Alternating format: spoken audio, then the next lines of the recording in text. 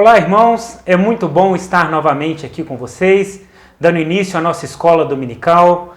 Como tem sido bom nós estudarmos e aprendermos acerca da palavra de Deus. Nós vamos estar fazendo uma oração, dando início assim à nossa programação. Logo após nós ouviremos uns louvores e aí então a palavra de Deus através do estudo que vai ser ministrado por um dos nossos irmãos. Vamos orar.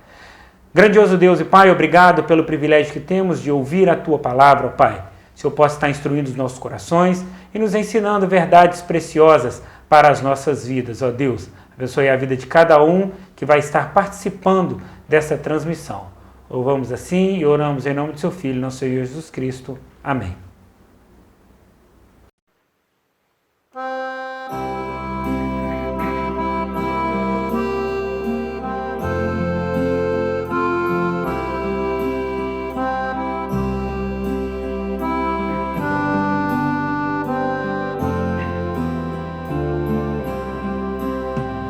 Jesus é melhor sim que ouro e bens. Jesus é melhor do que tudo que tens, melhor que riquezas e posições, melhor, muito mais do que milhões. Pode ser um rei com poder nas mãos, mas do mal escravo sim. Mil vezes prefiro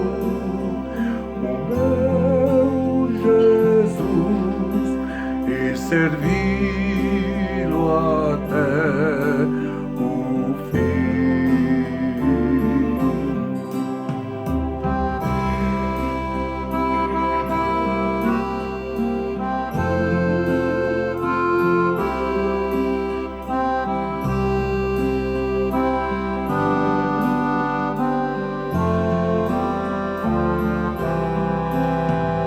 Jesus é melhor que qualquer valor, amigo leal no prazer e na dor, melhor do que tudo é pra mim, melhor que qualquer amigo, enfim. Pode ser um rei com poder nas mãos, mas do mal escravo sim. Mil vezes prefiro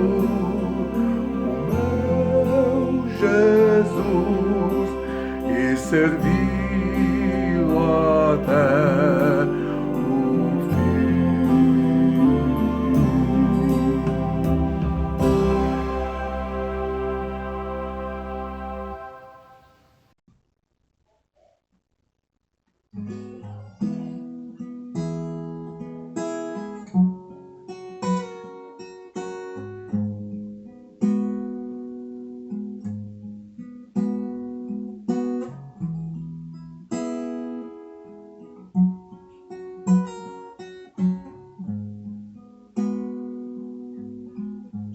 Porque dele, por ele, para ele são todas as coisas. Porque dele, por ele, para ele são todas as coisas. A ele a glória, a ele a glória, a ele a glória.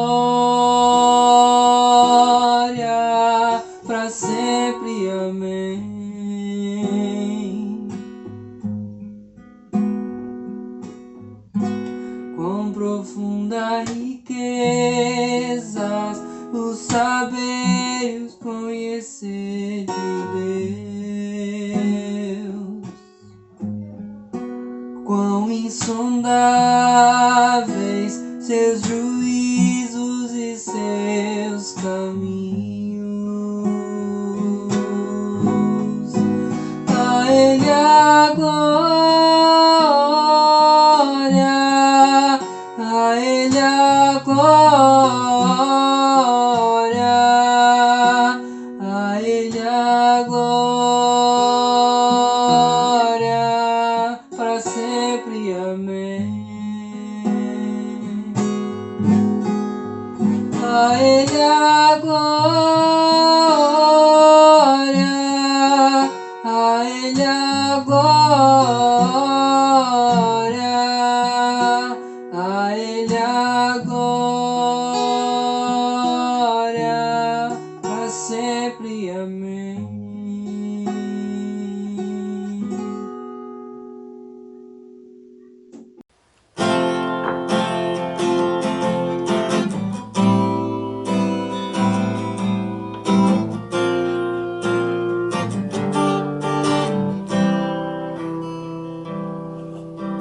Seja engrandecido, ó Deus da minha vida. Tu és o Deus da minha salvação. És a minha rocha, a minha segurança. Meus lábios sempre te exaltarão. Aleluia. Te louvo, pois sei que sobre todos és Senhor. Aleluia. Te louvo, pois sei que sobre todos és Senhor. Aleluia. Aleluia. Aleluia. Aleluia, aleluia, louvemos ao Senhor. Aleluia. Aleluia, Aleluia. aleluia, aleluia, louvemos ao Senhor.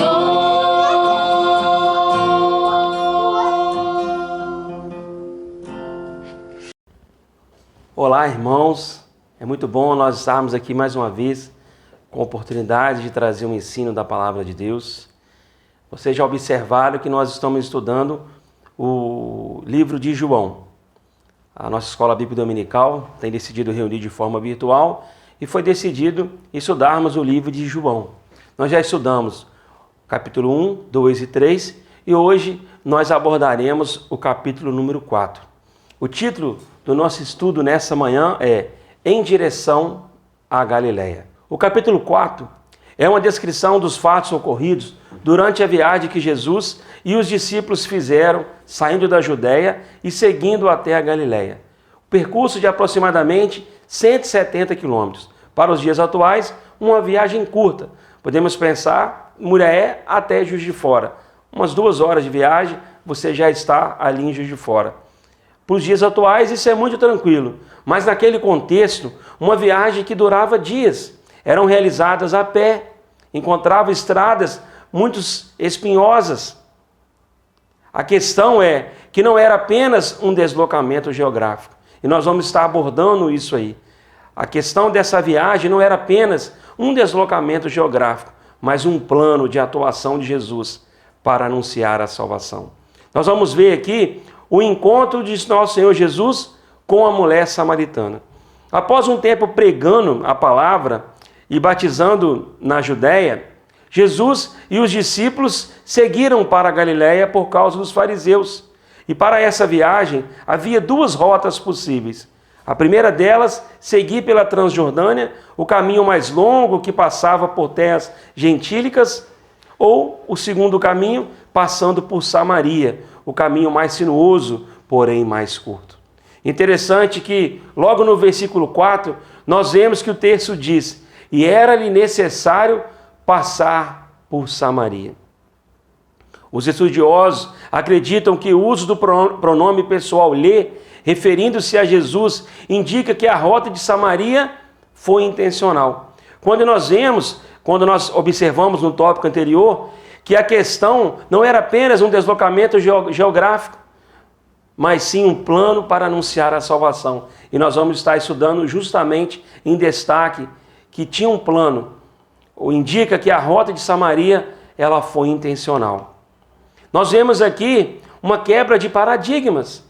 Precisamos entender algumas coisas. No contexto do Antigo Testamento, Samaria era a capital do Reino do Norte.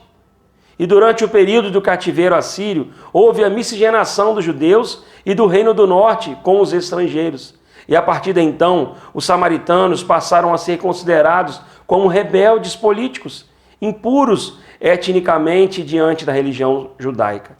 E por causa disso, eles eram proibidos de cultuar no templo judaico. O judeu puro, ele olhava para o samaritano e via-o como impuro, como alguém que não era permitido de entrar no templo judaico. E assim, os samaritanos construíram o seu próprio templo no Monte Gerizim. E estando cansado da viagem, por volta do meio-dia, Jesus se sentou perto de um poço. Está destacado isso no verso 6 do capítulo 4. E naquele momento, aproximou-se uma mulher samaritana e ouviu de Jesus. Versículo 7.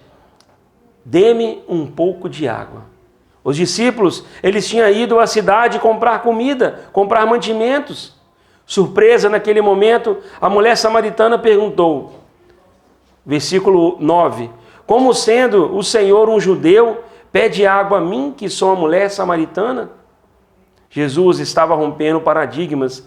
Não era costume um judeu conversar com uma mulher, muito menos uma samaritana. Destaquemos o fato dela ir buscar água ao meio-dia. E isso revelou que era isolada das outras mulheres, provavelmente por causa dos muitos maridos que ela tivera. E nós vamos estar abordando isso mais adiante. A maioria das mulheres costumava buscar água em horários de menor calor. Aqui neste momento, no encontro do nosso Senhor Jesus com a mulher samaritana, nós vemos aqui uma mensagem de salvação, que está destacada do verso 7 a 19. E nós vamos ler neste momento. Veio uma mulher de Samaria tirar água e disse-lhe Jesus, dá-me de beber. Porque os seus discípulos tinham ido à cidade comprar comida. Disse-lhe, pois, a mulher samaritana, como sendo tu judeu, me pedes de beber a mim, que sou mulher samaritana? Porque os judeus não se comunicavam com os samaritanos. Jesus respondeu e disse-lhe, se tu conheceras o dom de Deus, e quem é o que te diz, dá-me de beber, tu pedirias, e ele lhe daria água viva. Disse a mulher, Senhor, tu não tens com que tirar, e o poço é fundo. Onde, pois, tens água viva? És tu maior que o nosso pai Jacó, que nos deu o poço, bebendo ele próprio dele e os seus filhos e o seu gado? Jesus respondeu e disse-lhe, qualquer que beber desta água tornará a ter sede, mas aquele que beber da água que eu lhe der nunca terá sede, porque a água que eu lhe der se fará nela uma fonte de água que salta para a vida eterna. Disse-lhe a mulher, Senhor, dar-me dessa água, para que eu não tenha mais sede e não venha aqui tirá-la. Disse Jesus, vai, chama o teu marido e vem para cá.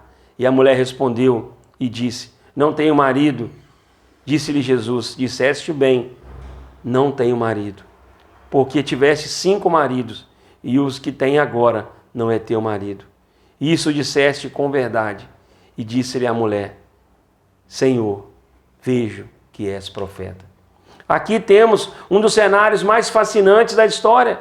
Jesus sendo um judeu, falando de si para uma mulher samaritana.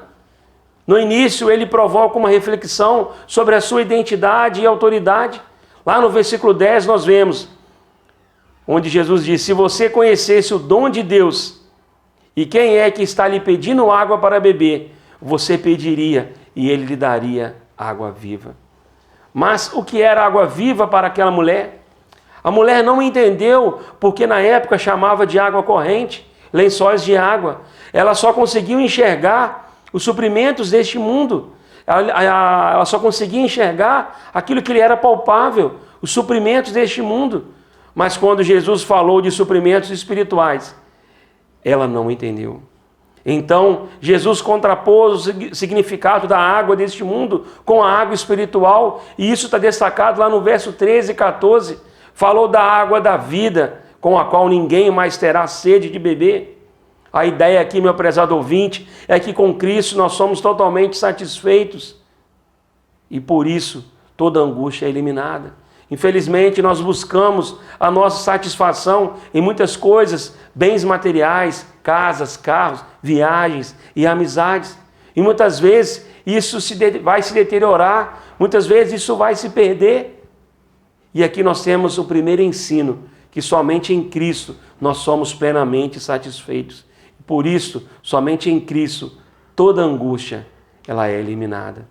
Agora, observe que a mulher insistiu em pedir algo terreno, quando ela diz lá no verso 15, disse-lhe a mulher, Senhor, dá-me dessa água, para que eu não tenha mais sede e não venha aqui tirá-la. Havia outras fontes mais próximas, porém, ela foi na que ficava mais longe. Seu desejo era que Cristo provesse água terrena suficiente para não mais precisar voltar a nenhum poço, e com isso, isolar-se ainda mais. Jesus, ele continuou provocando a reflexão na mulher ao perguntar sobre o seu marido. Está destacado no verso 16. A questão é que ela buscava satisfação em amantes e não tinha marido. Jesus, ele apresentou o conhecimento sobrenatural das coisas e revelou a condição da vida dela. E somente neste momento nós vemos lampejos de compreensão espiritual por parte da mulher. Quando ela diz lá no verso 19, agora eu sei que o Senhor é um profeta.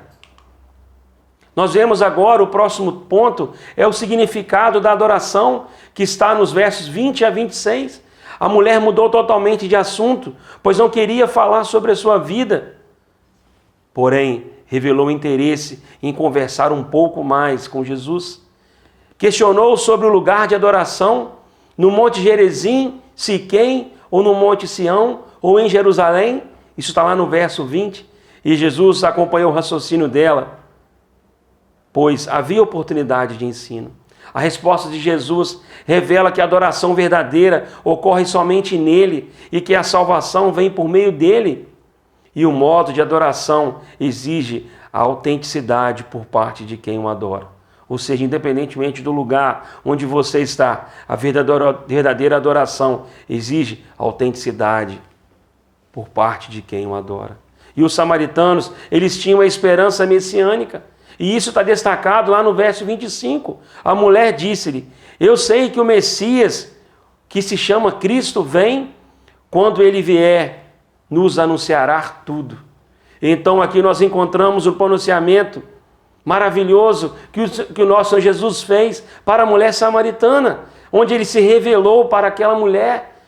Isso está destacado no versículo seguinte, e Jesus disse-lhe, eu o sou, eu que falo contigo. Neste momento, Jesus havia se revelado para aquela mulher samaritana, e neste momento começaram a chegar os seus discípulos, e nós vemos aqui a conversa de Jesus com os seus discípulos, e a mulher samaritana também estava ali. Está destacado dos versos 27 a 38, quando os discípulos chegaram, estranharam a conversa entre Jesus e uma mulher, ainda mais sendo era uma mulher samaritana. Porém, eles não evidenciaram o preconceito, verso 27. Agora nos versos 28 e 29, traz para nós um grande ensino. Nos diz assim, versículo 28 e 29. Deixou, pois, a mulher o seu cântaro e foi à cidade. E disse-lhe aqueles homens, vinde e vede um homem a quem me disse tudo quanto tenho feito. Porventura, não é este o Cristo? A expressão que nós vemos destacada no verso 28, deixou o seu cântaro, sinaliza que ela estava com pressa de voltar à sua cidade, ou até de deixar de valorizar as coisas desse mundo para anunciar o Messias. Ela havia tomado conhecimento de que aquele que estava com ela no poço era o próprio Cristo, a quem tanto ela aguardava. E com isso ela saiu para anunciar o Messias.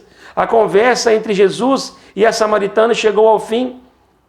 Porém ele, o nosso Senhor Jesus, ainda estava com fome e com sede. E ali tinha água e comida à sua disposição. Mas Jesus recusou beber e comer naquele momento. Está destacado no verso 31. Ele quis ensinar que no reino existem prioridades. Versos 32. Assim como a mulher entendeu errado o sentido de água viva, os discípulos erraram o sentido de comida, que é a vontade do Pai. Está lá no verso 33. Por isso, Jesus explicou o significado desse alimento espiritual. Está destacado lá no verso 34. Jesus disse-lhe: a minha comida é fazer a vontade daquele que me enviou e realizar a sua obra. Olha que interessante. A minha comida é fazer a vontade daquele que me enviou e realizar a sua obra. Nós vemos aqui um encontro com os outros samaritanos, que está destacado nos versos 39 e 42. Na sequência, o apóstolo João narra que os outros samaritanos ouviram e creram em Cristo. O diálogo entre Jesus e a mulher samaritana gerou grandes frutos. Versos 40 a 41. Aquele povo marginalizado pelos judeus gozava agora da presença do próprio Messias entre eles. E por isso nós vemos aqui uma grande declaração. Podemos dizer que é um dos principais versículos desse capítulo 4, que é o versículo 42, que nós destacamos assim: agora não é mais por causa do que você falou que nós cremos, mas porque nós mesmos ouvimos e sabemos que este é verdadeiramente o Salvador do mundo. Os samaritanos agora estavam compreendendo que Jesus, o Salvador do mundo, estava ali entre ele. A conversa entre o nosso Senhor Jesus e a mulher samaritana começou a surtir efeito, dando a entender que ela havia deixado o cântaro ali, a água que ela havia buscar, deixou para falar para os outros, que ela havia conhecido o Salvador do mundo, que ela havia conhecido o Messias. Aqui, no capítulo 4 de João, nós temos dois grandes eventos. Primeiro, é o encontro de Jesus com a mulher samaritana. Agora, para nós finalizarmos o estudo deste capítulo 4, nós vemos um outro grande evento, que é o encontro do nosso Senhor Jesus com o oficial do rei. Jesus e sua comitiva seguiram viagem, verso 43. Na Galiléia, foram recebidos por aqueles que tinham estado com eles em Jerusalém por ocasião da Páscoa. Em Caná, um oficial motivado pela doença do seu filho foi ao encontro de Jesus. Está destacado lá nos versos 46 e 47 que nós vamos ler. Segunda vez foi Jesus a Caná de Galiléia, onde da água fizera vinho. E ali havia um nobre, cujo filho estava enfermo em Cafarnaum. Ouvindo que Jesus vinha da Judéia para a Galiléia, foi ter com ele e rogou-lhe que descesse e curasse o seu filho, porque já estava à morte. A partir desse momento, é possível perceber uma série de lições sobre a fé. E nós vamos apontar algumas delas, uma série de lições de fé. A primeira delas é o despertamento. Está destacado nos versos 47. O verso, ele descreve o encontro entre aquele oficial desesperado e Jesus. E em toda aquela região, Jesus só tinha feito um único milagre, transformado água em vinho, que foi que está abordado no capítulo 2, que foi que o nosso irmão Fabiano trouxe o estudo para nós, onde Jesus tinha feito um milagre, transformado a água em vinho. E de alguma maneira, aquele oficial despertou para a fé em Jesus, mesmo não tendo visto o milagre, porque o Senhor Jesus tinha feito ali um único milagre, transformado a água em vinho. Mas mesmo assim, nós vemos fé naquele oficial do rei, porque mesmo não tendo visto o milagre, despertou uma fé em Jesus. Um segundo despertamento de fé, nós vemos um desprendimento, que está lá nos versos 48 e 49. Então Jesus lhe disse: se tu não virdes sinais e milagres, não crereis? Disse-lhe o nobre: Senhor, desce antes que meu filho morra. Jesus aproveitou aquela situação para ensinar sobre o valor da fé, destacado no verso 48.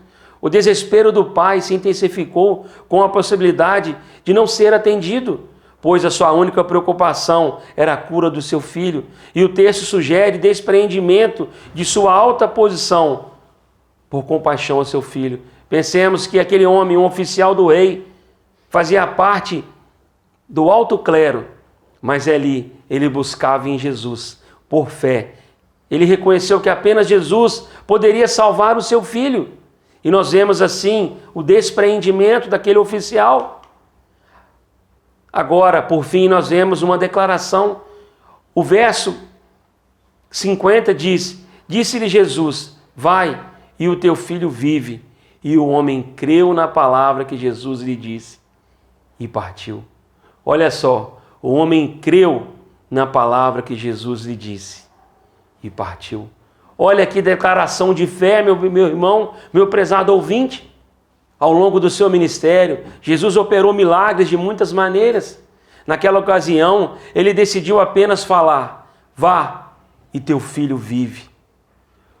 O homem creu que a palavra de Jesus era verdadeira. O verbo que aparece aqui no texto é pseudo, que significa estar persuadido.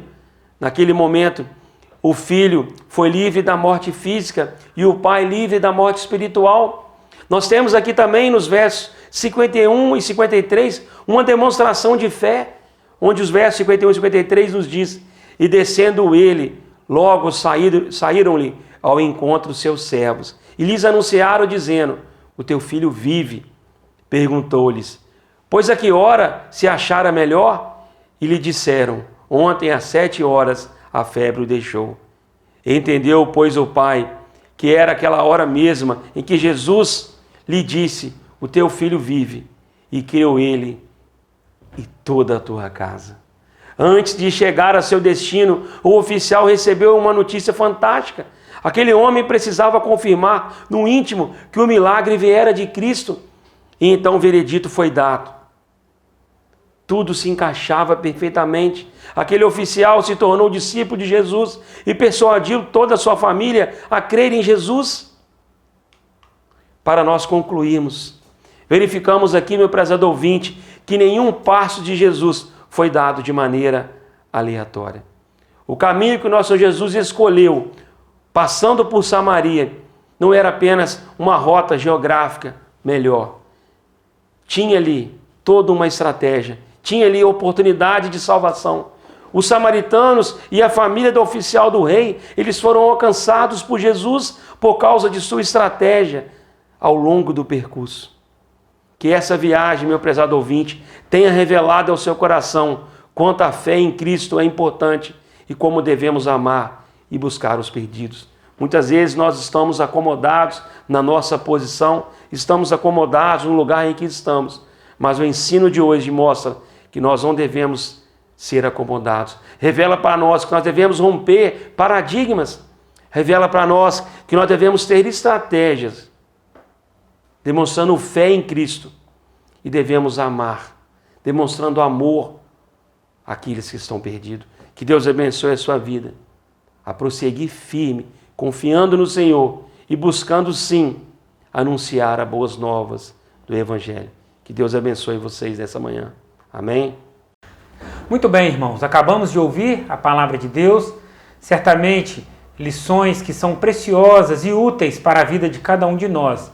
O estímulo que nós damos a vocês é que possamos colocar em prática em nossas vidas aquilo que nós aprendemos. Nós vamos estar fazendo uma oração, encerrando assim a nossa escola, e logo após nós ouviremos ainda mais alguns louvores.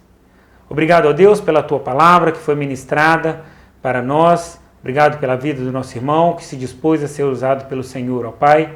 Que em cada um de nós a tua palavra possa encontrar morada, possamos colocar em prática aquilo que nós aprendemos nesse estudo. Louvamos a Ti e oramos em nome do Seu Filho, nosso Senhor Jesus Cristo. Amém.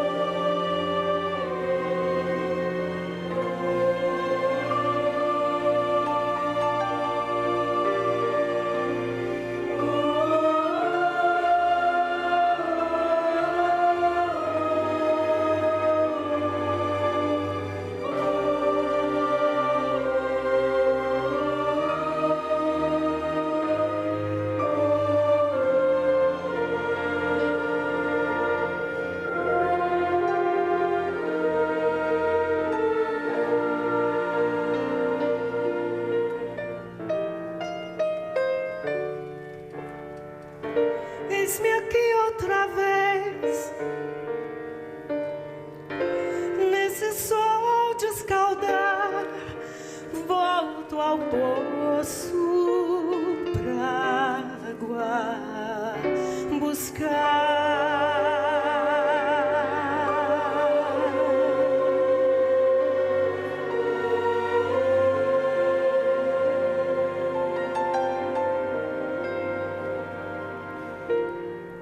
Minha vida buscar,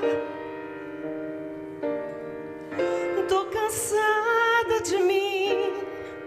Até quando não vejo o fim?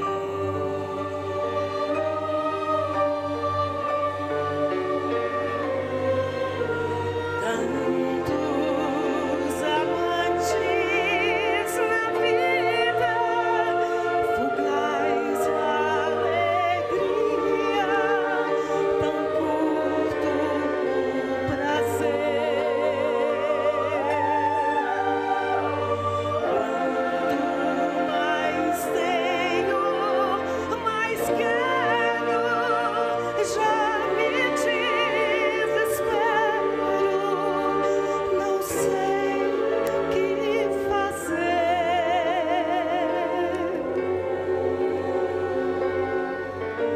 Eis ali um homem, parece um judeu, tá sozinho, cansado de andar.